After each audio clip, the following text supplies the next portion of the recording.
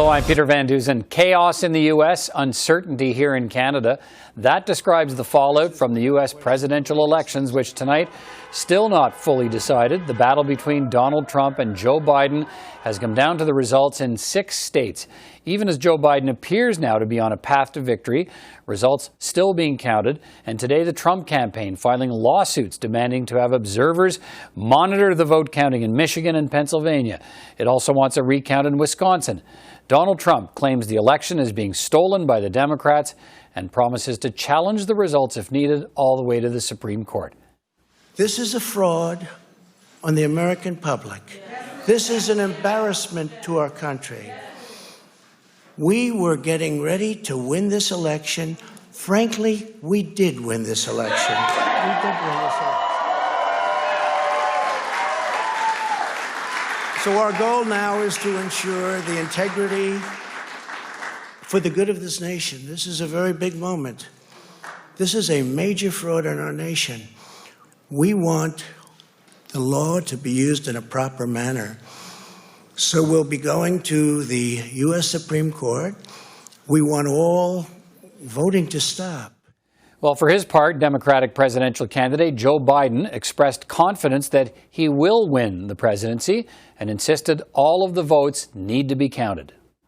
Every vote must be counted. No one's going to take our democracy away from us.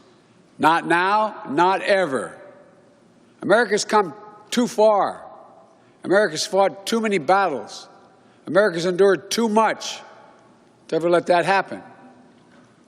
We, the people, will not be silenced. We, the people, will not be bullied. We, the people, will not surrender. My friends, I'm confident we'll emerge victorious. Our focus here tonight is really Canada and how the uncertain outcome in the U.S. election is playing out in this country. Today, the Prime Minister took a wait-and-see attitude. First, I want to reassure Canadians that the Canadian government is watching very carefully events unfold in the United States as they go through their electoral processes. As always, we will seek to make sure that we're able to defend Canadian interests and Canadians as we move forward, as the Americans make an important decision about the next steps forward. We will watch. We will continue to defend Canadians. So we have a waiting game and many reasons to keep a close eye on the uncertainty in the United States as the outcome of the presidential election remains in question. Although, as the voting continues, the counting continues, the path of victory for Joe Biden seems to be there. Where could this all be headed, and how does Canada play that waiting game until a winner is declared? Let's bring in 2 guests following developments closely.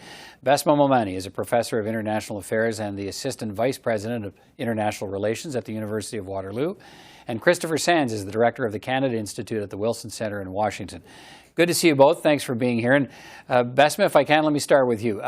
We'll talk about Canada specifically in all of this in a moment, but what do you think are the broader international implications of this unresolved vote in the United States and the way this is all playing out and the uncertainty around it? What kind of implications could that be creating?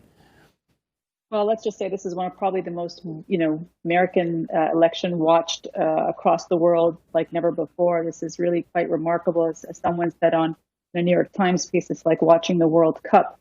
But of course, it's serious stakes at hand here. This is an important country for global, the global economic stability. And certainly if you have a continuation of a Trump presidency, which, in some parts of the world is welcomed, but in other parts of the world, shudder at the instability that he could bring, because certainly American foreign policy has been very unpredictable of late. So, yeah, the world is very much attuned to this, and I think really hoping that there is at least a clear conclusion at the end of all of it. Chris Sands, what do you want to add to that? Well, I think there will be a clear conclusion, but what I would tell, especially Canadians who know the U.S. in general very well, is that the U.S. is going through a transition. It's a transition from a period where we had relative stability in the U.S. in terms of what the party stood for and what you could expect from them, because the baby boomers were the largest part of our election cohort. They were the biggest cohort in the electorate. Now millennials are the biggest cohort in the electorate, and both parties have shifted their strategies and their bases in order to try to respond to that change. And I think that's why this election wasn't as decisive as many of us were hoping for. We're still in the middle of that transition, and there's all to play for as we try to adjust to a new era in American politics. Neither of these candidates, both well over 70, are really representative of that new generation. And in the next 4 years, even after the dust has settled in this election, one of the really interesting things will be how we see that new leadership emerging in the Congress, in state offices, and in the composition of the next administration. There's a lot going on, and it's all, as Bessma says, very, very important to the future, not only of the U.S., but of U.S. relationships internationally. Well, let's talk about that. Bessma, let's talk about the Canada-U.S. relationship and what's at stake in this period of uncertainty. The Prime Minister is sitting on the sidelines while this gets sorted out. Is there any way he gets dragged into this fight? Well, I mean, what I was always worried about is that Trump would start asking allies to basically commit to him in some way, show their allegiance, because he takes things very personal. And of course, I mean, the right thing to do is to wait until we get that kind of certification that this is really done and not to play, favorite, so to speak. But of course, Trump doesn't think that way. He often takes things, again, very personal. Politics to him is about loyalty, as he often says. And so, he's going to be reaching out to allies. I wouldn't be surprised if he's at some point going through and grasping for straws, particularly if things continue in the momentum that they are, which is sort of a Biden victory, but slow one, to have other countries sort of show their commitment to Trump, which would put them in a very awkward position. And I can see, a number of countries, Israel's Netanyahu, you could see where MBS of Saudi Arabia, Egypt, Sisi, number of countries out there that may be asked to basically, play for Team Trump, and that's not really good for any country, truly. Chris, if there is continuing turmoil and challenges to the outcome of the vote as being promised by the Trump side, is there a point where governments, including the Canadian government, may have to pronounce on what's happening and actually pick sides? Well, I don't think so. And this is a game of speculation about how the next few weeks will evolve. But I suspect what we're heading to is a version of what we've seen the last 4 years. For the last 4 years, Donald Trump has been a disruptive and highly unpredictable president, surrounded by a relatively weak political party. A Biden administration would flip that on its head. President Biden would be a relatively weak president, surrounded by a very disruptive party. The Democratic Party has a number of factions that are impatient to see real change in policy, and President Biden, a traditional Democratic centrist, doesn't come from the part of the party that has the energy behind it. Now, I don't think Canada get dragged in until January 20th when we draw in actually inaugurate a new president. But where this could get complicated is that just as Donald Trump was not a traditional president, I don't think he would be a very traditional ex-president either. He believes that conspiracy theories were launched at his administration trying to undermine him from the beginning. So a Biden administration begins with two strikes against it. One, a fractious party, and two, likely Donald Trump on social media, on television, exploiting every division between Biden and his base, as well as firing up opposition among Republicans and others to try to sandbag the Biden administration and prevent it from achieving really anything, which would be hard on a good day, but will be harder with Trump in the wings. So, Bessma, let me hear you on that, because at some point, if the numbers play out the way they look like they're going to play out, and Joe Biden is declared the winner, but Donald Trump challenges that. How long does Justin Trudeau wait before picking up the phone or putting out a statement saying, "I'd like to congratulate Joe Biden"? As long as possible. It's really not in any country's leader's interest to weigh in on this. It just isn't. I mean, I think on that front, Biden, if he is, the presumed president, is going to have a very uphill battle. Exactly as Chris said, but I'd also add too there, he has a very progressive wing in his own party. Yes, many of them are young, call them the Bernie Bros and others, who want a very different America. And they have a difficult uphill battle here because you also have a Republican, most likely dominated Senate. And so it's going to be basically difficult to get things done. They're going to push Biden to his limits. And so I don't think things are, as I think very much Chris noted, I don't think we're going to enter a period of stability, even if Biden is the president. And also, let's not forget here, Trumpism as an ideology and as a movement is very well and alive. I mean, this was not a blowout of this blue wave. And despite, high turnout, there is still a lot of support for Donald Trump. And what that is a populist nationalist narrative that sees indeed conspiracies at every turn, has enormous distrust of the elite and the deep state. All of these are code words to basically, frankly, disrupt what we think of as liberal institutions that have made America so great. So it's a very rough ride ahead for the Biden presidency if that's what happens. And if we get a rough ride ahead for the Biden presidency, if that's what we get, a Joe Biden presidency, Chris, what are the consequences and implications of that for Canada? Well, I'd say one thing, almost picking up on your last question. Joe Biden is no stranger to Canada. Many Canadians remember he represented the United States at the Vancouver Olympics in 2010. He's traveled to Canada. He's met Justin Trudeau. They've had opportunity to develop a relationship. So that's one reason I don't think Canada needs to rush here. It's not as though Joe Biden will take any offense. He'll look forward to working with Canadians at the right time. But at the same time, we have a number of files that are quite pressing. And although you always look for the chemistry between leaders, we still have to deal with the COVID pandemic. We're jointly restricting the border. That's been done on a 30-day rolling basis. How do we go from here forward on that? And then we need to revive the economy. We've all taken a hit.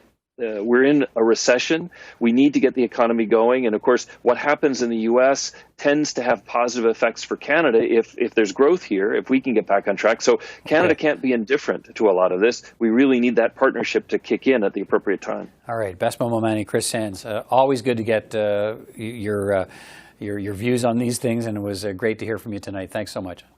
It's a pleasure. Thank you. Thank you.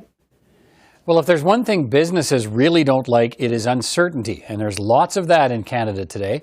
Uncertainty over the U.S. election results, layered on top of the uncertainty caused by the COVID-19 pandemic. Perrin Beatty is the president of the Canadian Chamber of Commerce, and he is with me now. Mr. Beatty, good to see you again. Thanks for taking time to speak with me. Great to be here, Peter. Let me start by getting your reaction to how the results have unfolded in the United States. I think you were quoted as saying it's a little bit like watching your neighbor's roof catch fire. What do you mean? Well, it is both mesmerizing, you can't take your eyes away from it, and horrifying in many ways as well, in that we see a society that is very deeply divided, which has major challenges in front of it, and where there's no clear path out at the present time. Canada is now in this waiting game to see who will lead the United States, our biggest trading partner by far. Why does that waiting game cause you so much worry? Well, if you look at it from a business perspective, what business dislikes most of all is uncertainty. If you know what the rules are, if you know what the conditions are, then you can make your plans. At this point, we're on a roller coaster, and we've seen the results shifting back and forth. And I think everybody's looking forward to getting greater certainty. What is certainly interesting here is the markets opened up in the United States. So there doesn't appear to be panic in the markets there in any way. There seems to be a feeling that things will work out not too badly. Give us a sense of how that, when you talk about uncertainty, help our viewers understand a little bit more about that. Tell me how that uncertainty translates into onto the shop floor or the business boardroom. How does it actually affect the business process in Canada as businesses here wait for some kind of confirmation about where our biggest trading partner is headed? Well, the sort of issue that the business is going to look at is what's going to happen with the U.S. economy and to the global economy. So that issues such as the management of COVID are absolutely critical. Trade policy is critical. Tax policy is critical. Spending policy is critical. And what business will be doing, both in the United States and in Canada, is looking at with the makeup of the presidential election and of Congress, what do we expect is going to be happening? Do we expect to see a great deal more spending? Will taxes be going up? Will trade policy be dramatically different?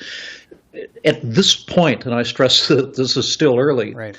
It looks as if what we could be looking at is still a Republican-controlled Senate with possibly a Democratic White House, and with Democratic control maintained in the House of Representatives, but not a dramatic shift to the left. And I think that should be reassuring for business, that perhaps we will be moving away from some of the erratic behavior we've seen for the last 4 years, but not shifting dramatically left and swinging from one extreme to the other. And still in practical terms, we could have days or weeks of this uncertainty if the battle over the results ends up in court, as Mr. Trump's suggesting it could.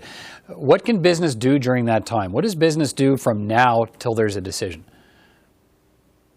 Well, it does two things. It attempts to price in advance something going the wrong way. And so you may see some impact if there's continued uncertainty that stocks may be going down as a consequence. We'll see. It's very hard to predict. But the other thing is that they'll be waiting to see. And in many instances, businesses will simply pull back until there's greater clarity and then make their investments based on what they know the conditions are at the time. I guess we still have to see how it plays out, but of course some people are worried about social chaos in the event that Mr. Trump doesn't accept the results. Some stores are boarded up in some U.S. cities. How would a period of protest and perhaps even in violence in our southern neighbor affect the business relationship with the U.S.?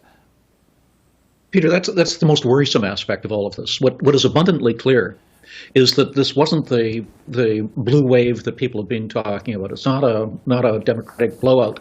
We're looking at a society that is very deeply divided. And it's not just simply that it's split more or less 50-50, but that the divisions themselves are very fierce. And in Canada, when we have an election, whether you are on the side that wins or the side that loses, everybody accepts that the results are legitimate. The worry I think that many of us have is that we could find on social media and elsewhere in the United States a commentary that the results were illegitimate, that the election was stolen, that the system had broken down, and that encourages people to take the law into their own hands. That's not in anybody's interest. We have experience with President Trump, so we know what he means for Canada. I'm not sure what it might mean if he's reelected, but we've had that 4 years of experience. Look at a bit of a crystal ball, I guess. What would a Biden presidency mean for Canadian business? How will they view that? On the positive side, I think we would see fewer sort of capricious trade actions against Canada. We just don't know today where the next one's coming from. And we've seen things like the attack on Canadian aluminum and steel, the threats against the Canadian auto sector. Blueberries could be the next target that President Trump looks at. You just don't know what's going to happen when you get up in the morning. So there could be more stability on that front. On the other hand, Canadians tend to think that what you have with this polarity in the U.S. is that the Democrats are opposed to whatever it is that the Republicans are doing. And now that the Republicans under President Trump have become very protectionist, the assumption is that somehow the Democrats will be more in favor of free and open trade. That's not the experience. And so we need to watch for things like Buy America policies under the Democrats. We need to look at things like Keystone XL, where President Trump was in favor of KXL proceeding and where Vice President Biden has indicated that he's opposed to it. And as a consequence, then, we can't expect this will be simply a reversal of everything that President Trump has been doing. The United States has moved into a very different social and political phase than it was in just 4 years ago. All right, lots to watch in the days ahead. Perrin Beatty, always good to get your perspective. Thanks again for providing it today. Thanks, Peter. Glad to be with you. Well, the Prime Minister faced more calls today for an accounting of the government's fiscal situation, including those tens of billions of dollars in pandemic spending. One call for greater transparency came today from the Parliamentary Budget Officer. We'll hear from him in a moment. But first, this exchange from today's question period in the House of Commons. Here's what we don't know. We don't know about the budget because there hasn't been one in a record 18 months. About an economic update, which doesn't yet have a date. There's still no letter of mandate to the Minister of Finance. No biweekly updates. The Parliamentary Budget Officer says there's no reports on $80 billion of spending. Napoleon said, never ascribe to malice what can be explained by incompetence. So, is it possible that the Prime Minister is not hiding anything? He's just completely lost track of all the spending. Honourable Prime Minister.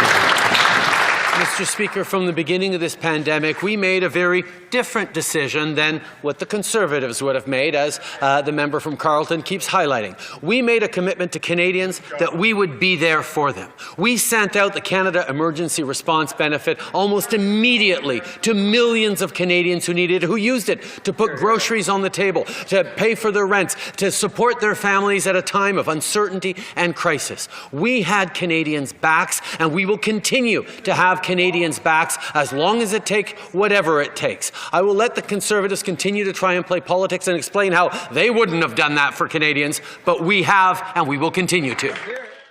The Parliamentary Budget Officer has issued some strong criticism today of the federal government for its lack of transparency around the hundreds of billions of dollars in pandemic spending that it's pushing out the door. He warns that it makes it more difficult for parliamentarians to perform the critical function of overseeing government spending and holding the government to account. Parliamentary Budget Officer Yves Giroux joins me now. Mr. Giroux, good to see you again. Thanks for taking time to speak with me tonight. I appreciate it. My pleasure. Tell me what specific pandemic spending you were looking into as you put together this report. Well, we looked at the entirety of pandemic spending, and that includes the CERB and its successors, the CEWS, so the wage subsidy, the other programs for businesses. There are so many acronyms, it's easy to lose track of them. So we were looking at virtually all of the major programs that the government has put in place, has replaced, and has put successors to them. For example, the CERB was replaced by the Canada Recovery Benefit. So all these programs we're trying to keep a tab on and trying to estimate how much these will cost. And why do you have concerns about the transparency around that spending? Well, we have concerns because while we know when the government announces them that the government puts estimates out as to the cost that the government plans on allocating to each of these programs, there's little follow-up as to whether the spending is progressing as expected. And before Parliament was prorogued in August, the government provided estimates every 2 weeks to the Finance Committee of the House of Commons as to the amounts spent to date on these programs. But right, and that's with prorogation that stopped, and exactly. It never started back up? Exactly. So we thought that with prorogation it would stop, as it happened. But when Parliament was reconvened, we expected these information provisions to resume again, but it hasn't happened. So we haven't seen these bi-weekly updates from the government, which was a bit surprising and also disappointing for us, because that's a good piece of accountability for the government, and it helps parliamentarians keep close eyes on government spending. Okay, so to be clear, is there a document, is there a paper trail anywhere that you were able to find, that you have seen, that details all of the government pandemic measures to date and how much they are costing?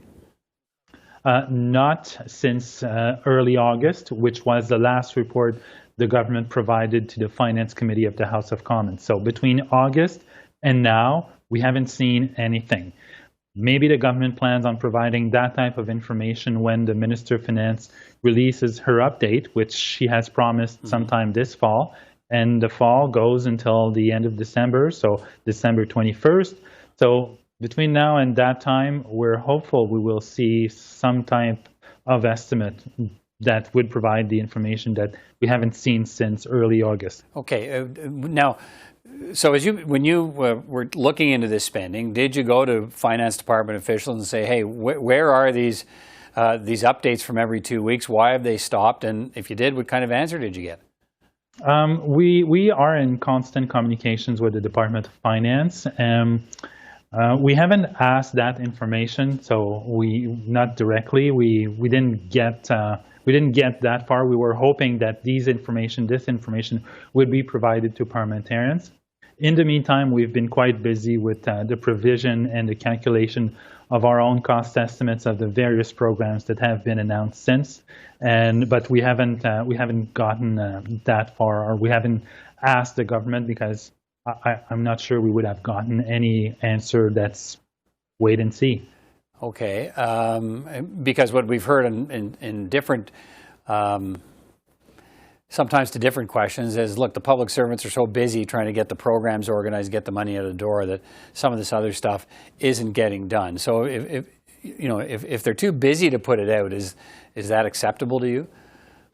Well, I don't think you can pretend or you can say that you're too busy doing something else when that would not justify dropping some information or forgetting about the provision of information to parliamentarians on programs that are worth dozens of billions of dollars per year. So if you're too busy to do that, what else is it that you're working on? And keeping in mind that there are thousands of public servants in this city. So I think there should be a few public servants who have time to provide information to parliamentarians on the billions and billions of dollars that are spent on a monthly basis, or probably on a weekly basis. And I guess you're not happy with we have heard suggestions from the new finance minister, Chrystia Freeland, that when we do get a fiscal update, that some of that costing will be in there. But is that delay acceptable to you? Or should parliamentarians, since they're dealing with the programs now, should they see the numbers now? Well, I think we owe it to parliamentarians and to Canadians to provide information to them as to how much are these programs costing to date. And we highly suspect that this information exists somewhere. It's just a matter of putting it together and releasing it to parliamentarians and to Canadians. That being said, we understand there's a transition that took place at finance to a new minister, and it takes some time for a minister, especially in a portfolio as important as finance, to get accustomed to the various files.